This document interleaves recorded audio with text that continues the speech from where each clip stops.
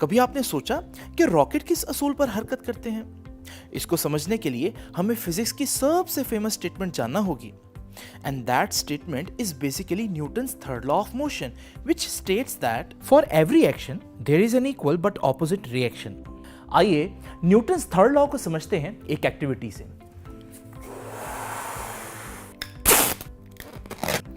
यह हवा से भरा एक बैलून है। जब मैं फिंगर्स को रिलीज करूंगा तो इस बैलून में मौजूद हवा बाहर को पुश करेगी। इसे हम कहेंगे एक्शन। और रिएक्शन ये होगा कि बैलून सेम फोर्स के साथ ऑपोजिट डायरेक्शन में मूव करेगा।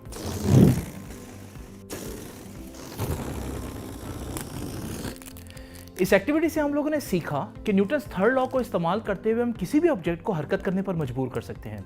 यही वजह है कि इसी असूल की मदद से हम रॉकेट्स को खला में भेजते हैं। रॉकेट के इंजन में फ्यूल जलने की वजह से जो गैसेस पैदा होती हैं वो रॉकेट की नोजल में से बहुत स्पीड से बाहर निकलती हैं और ये गैसेस का एक्शन होता है। न्यूटन के थर्ड लॉ को फॉलो करते हुए रिएक्शन के तौर पर रॉकेट सेम फोर्स से अपवर्ड मूव करता है और यूं न्यूटन के थर्ड लॉ को इस्तेमाल करते हुए हम रॉकेट को स्पेस में भेजते हैं। ना सिर्फ ये बल्कि ज़मीन पर हमारा चलना भी न्यूटन्स थर्ड लॉ की वजह से ही मुमकिन हो पाता है।